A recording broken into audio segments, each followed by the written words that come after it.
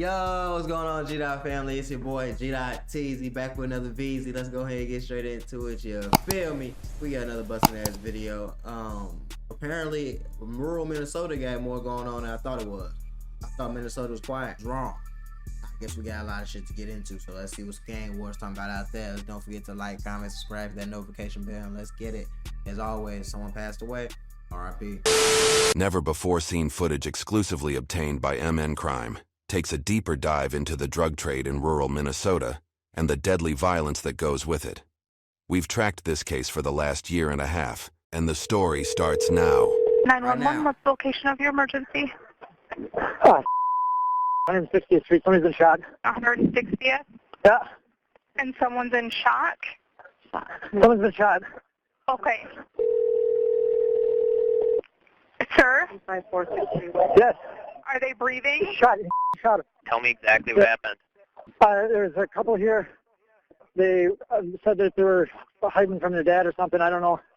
And he showed up, started screaming, and he grabbed the gun and he shot him. Okay, and are you with that patient now?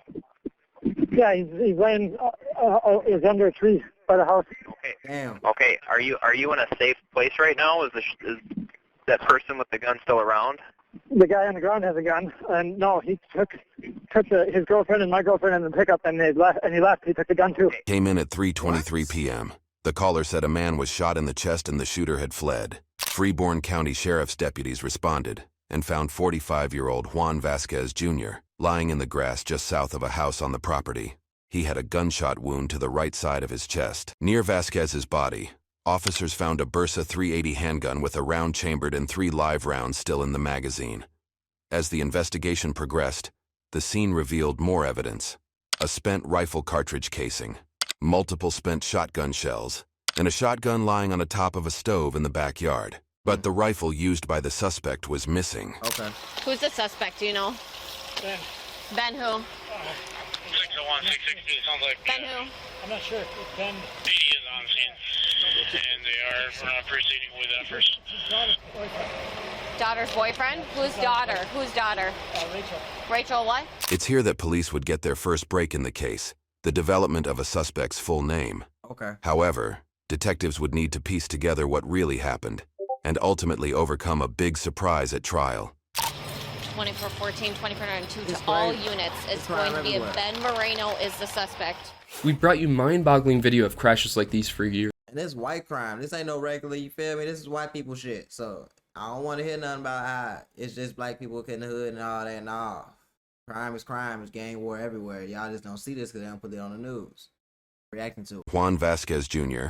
and Ben Moreno, sparked by a dispute over a shipment of drugs weeks earlier. Tensions had reached Yeah. a boiling point, Yeah. with both men exchanging threats in the days leading up to August 9th. That's how it always Investigators say the victim and another man were leaving the location in an SUV, turned out of the driveway to head west here on 160th Street, and were struck by multiple gunshots. The SUV stopped and the shooting victim exited to walk back to the house. The other man in the SUV said he heard one more shot, realized the victim was not coming back to the SUV, and drove away. At around 2 p.m. on the day of the shooting, Vasquez and another man arrived at the property to drop off a trailer. But things quickly escalated. Believing Moreno was inside the house, Vasquez shouted for him to come out and eventually fired 2 shots into the air. Vasquez then left for a nearby casino, the court documents say. Security footage later showed Vasquez and his acquaintance enter the casino, where they stayed for a brief time before returning to the property around 3 o'clock. When they got back to the property, and as they were driving the CRV down the driveway, Moreno's girlfriend reportedly threw an object at the vehicle. Vasquez and the girlfriend, who happens to also be Vasquez's daughter, argued, and she told them to leave. But as they began to drive away, shots rang out. The vehicle, riddled with buckshot, had significant damage: broken windows, flat tires, and holes in the body. The driver described hearing multiple gunshots as they fled. Inside the vehicle, law enforcement would find buckshot pellets, glass, and damage consistent with a close-range shotgun blast. After the vehicle was struck, Vasquez got out, handgun in his pocket, and began walking down the driveway shouting at Moreno. Shouting. Moreno had emptied the shotgun and moved from near the northeast corner of the house to the... So, bro, I ain't gonna lie to you, bro. I will consider myself a man that stands on business. I have my limits. If I'm driving away with my girlfriend and someone has a shotgun, pop it at me. Bow, bow, bow. I'm hearing my goddamn windows. I'm hearing the tire. I'm feeling like, feel me, the glass. You're crazy if you think, first of all, I'm finna stop the car.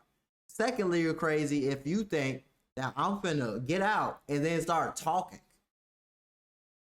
I'm finna fight. Whatever I got on me finna get fired if I stop this car. This is a shootout. What's wrong with you, sir? You should have just left the scene, especially over some yayo. Oh, we finna, yeah. Southeast corner, where he exchanged the shotgun for a rifle. Ooh. Witnesses reported hearing a single gunshot, and Vasquez's yelling stopped abruptly. He never drew his weapon. Despite the efforts of paramedics, he was pronounced dead at the scene at 3:43 p.m. According to court documents, Moreno was seen pacing near Vasquez's body and shouting, "I told you, I told you." Now that detectives have a suspect name and a timeline, a wide search for Moreno ensued across the Midwest. About 2 days later, he was tracked by law enforcement to a rural property in Iowa. He was arrested there and brought back to Minnesota, where he was charged and jailed. Now in custody, a big question remained. Could prosecutors win the case on its merits if Moreno pleaded self-defense? Fortunately for prosecutors, the suspect would make some incriminating comments in a recorded call from jail. I told him all I want to do is get high and just figure out where the fuck I want to go. When I left Larry's, I dropped it off at Larry's, right? I left Larry's and I came, and when I was coming back, my truck broke down, okay? And then Chino and that bitch picked me up, right? So then I told them, I paid him, and I told him I needed 2 more, right, for Alicia or whatever, which was bullshit, because Alicia didn't want shit, you know? And then when they busted it all out, I took it from them, and then I made them take me to go to Adam, and then we picked the truck up and towed the truck back to the farm. Okay, and then we towed the truck or whatever. I had him stop, and I stashed some of the shit I had, and then I had fucking 3 Ps on me, right, where they thought I had everything on me. And the only one that knew I didn't have everything on me was Adam, because, fell asleep. Rachel fell asleep when we were towing the truck back. So does he know where you stashed it at? Oh, he's the one who was driving, so why wouldn't he know? Admitting during a jail call that he had multiple weapons on him while in the process of facilitating drug trafficking in rural Minnesota, was the big... Bro, on the jail phone, though? On the jail phone, though? Why did you think that was a good idea? Why did you think that was a good idea to get on a jail cellular device and think you was finna be able to, just yap and bap and nothing was finna come back from it? Big break the prosecution needed, and was immediately admitted into evidence. Moreno's trial began in early March, and after all arguments were heard, the jury began their intense deliberation, reviewing all the available evidence. Filing character references before Moreno's sentencing, his wife and family members said he acknowledges the negative impact his previous lifestyle has caused, and that he now has an unwavering commitment to change. They reference Moreno's meth addiction, which families say has played a role in the majority of his criminal convictions. The jury ultimately found Moreno guilty of all 5 counts against him, including 2 counts of second-degree murder, on March 12th. In late May, he was sentenced to over 25 years for the 1 murder charge and a consecutive sentence of about 14 years for the other murder charge. His sentence for felon in possession will be served simultaneously. All the drugs had a big role in everything that happened. I just want to try to help other people get off drugs before at least. Bro, he's already like 40. He's already pushing. That nigga grown, bro. Unless looks is deceiving, he might be like 30. Let's just say he's 30. I'm fainting. I thought that shit was me. I was just fainting, shorty. I ain't gonna lie to you. Hell nah. Hell nah. Especially not over. He was doing no. No, that's not what you do, bro. What the hell is wrong with you people, man? See, it's just not black people.